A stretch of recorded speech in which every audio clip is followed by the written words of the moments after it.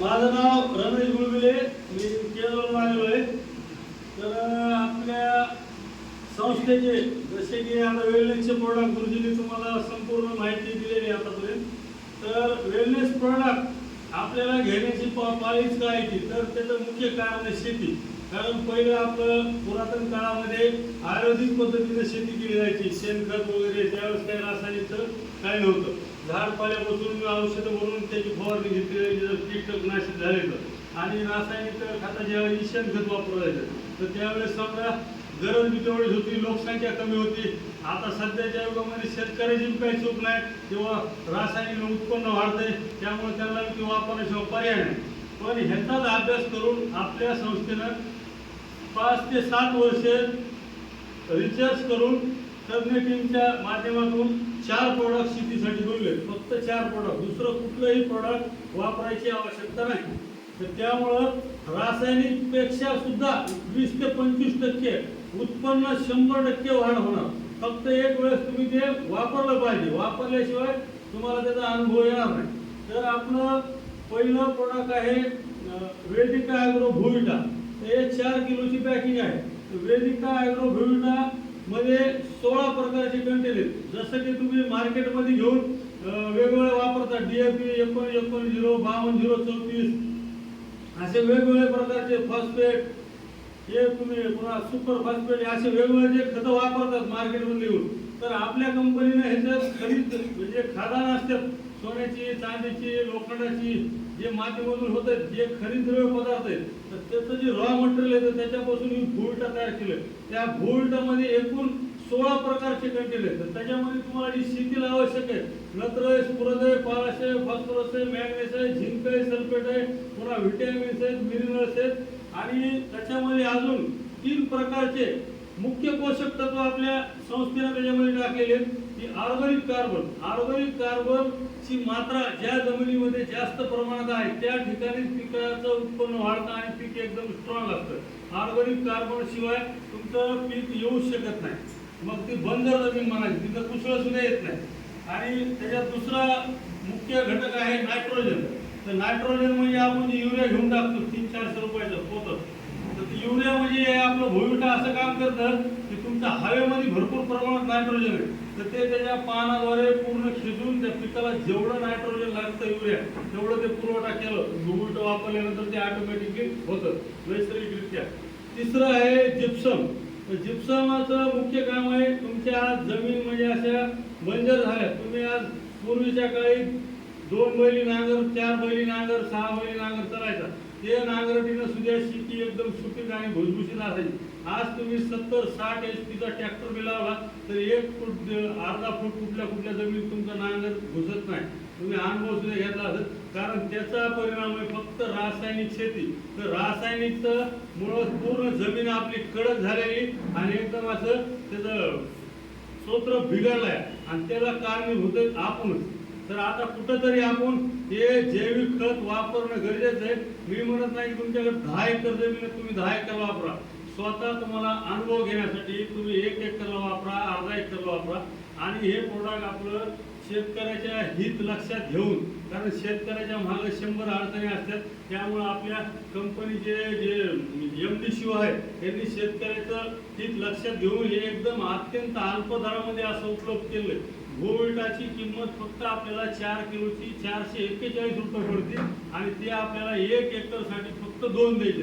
म्हणजे 882 रुपयामध्ये 1 एकरमध्ये तुम्ही ज्या ठिकाणी जर तुम्हाला 8 कट्टे सोयाबीन होत असेल तर तिथं निश्चितपणे 12 कट्टे निघणार. वापरून बघा, मी तुम्हाला गॅरंटी देतो. वापरा. तुम्हाला इतर कसं म्हणलं तर मी सुद्धा तुम्हाला बॉन्डवर लिहून देतो. कारण मी अनुभव घेतलेत, मी उसाला दिलेत.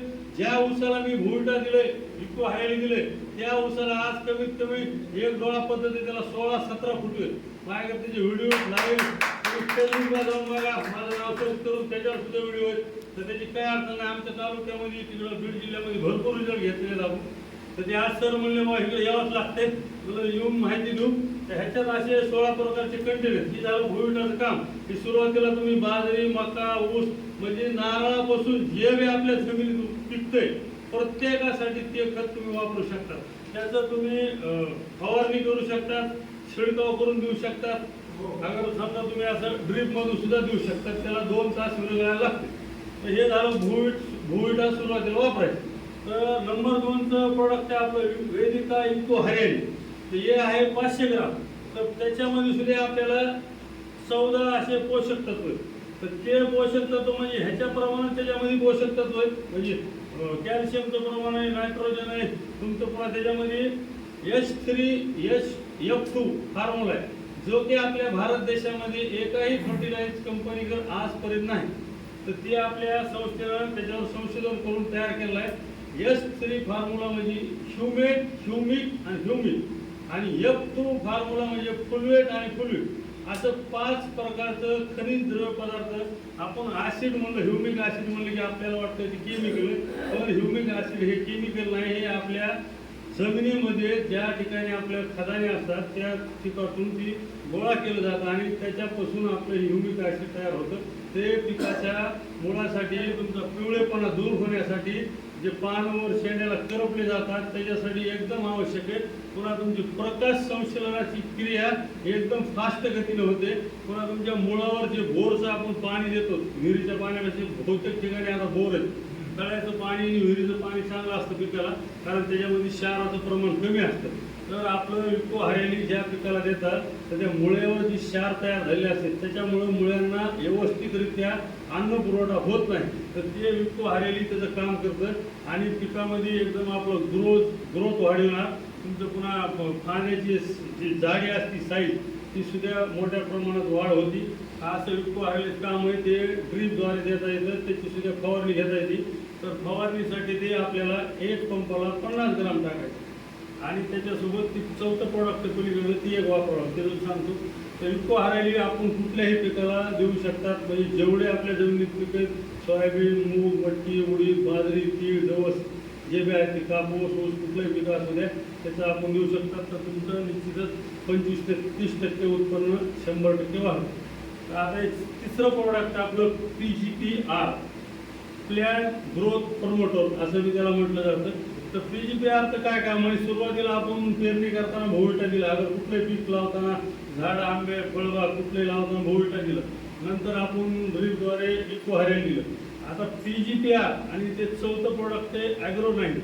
तर ॲग्रो 90 आणि PGPR हे आपल्याला ज्यावेळेस पीक सोयाबीन समजा पेरणी झाली तर एक आपलं 25 ते 30 दिवसाच्या दरम्यान आपण त्याच्यावर कुठलं तरी टॉनिक मार्केटमध्ये घेऊन मारतो, कारण आपलं पिकाची वाढ व्हावं, उत्पन्न वाढ व्हावं.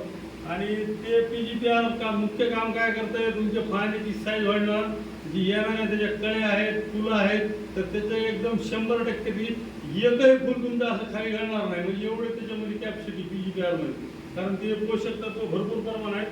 आणि तुमचं ॲग्रो 90 फक्त 0.5 ml वापरायचं आपल्याला 1 लिटरला, आणि पंपाला वापरायचं 5 मिली.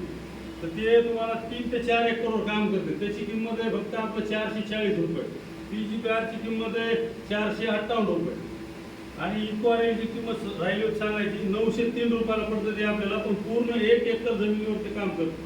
तर PGPR आणि ॲग्रो 90 तुम्ही 1 महिन्यानंतर किंवा 25 दिवसानंतर सोयाबीनची पेरणी झाल्यानंतर जर त्याची स्प्रे घेतला तर तुमच्या फुलांची संख्या, मालाची चकाकी आणि फांद्याची साईज एकदम ग्रोथ करणार.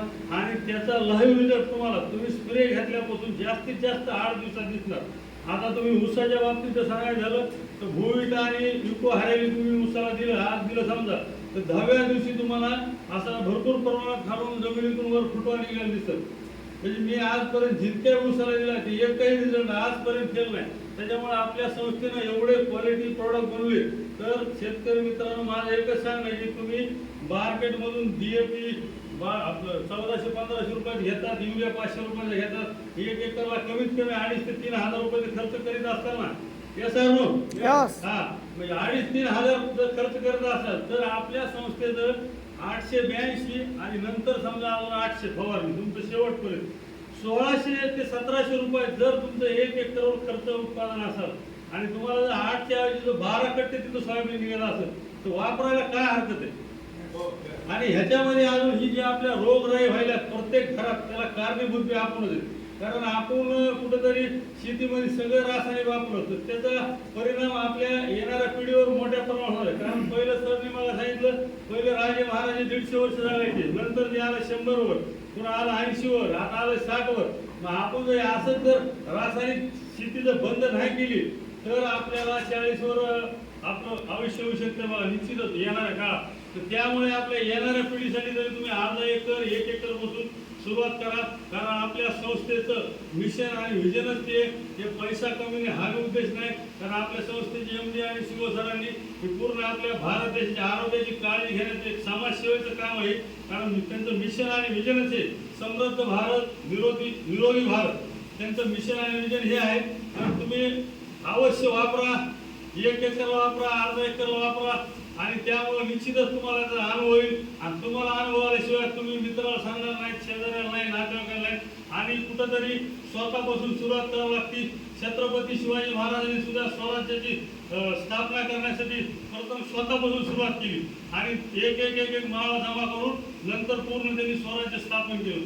तसं आपल्याला जर आपण आपल्यापासून जर सुरुवात केली तर निश्चितच पूर्ण आपल्या भारतामध्ये एक दिवस असा येणाऱ्या 10 वर्षात ही पूर्ण शेती ही ऑर्गॅनिक होईल, सगळ्याचं आरोग्य सुधारेल आणि त्याच्यामध्ये आपल्या सुद्धा आयुष्याची वाढ निश्चितपणे होईल. त्याच्यामुळे तुम्ही 100% खात्रीने वापरा, एवढं तुम्हाला सांगून जय हिंद, जय आर.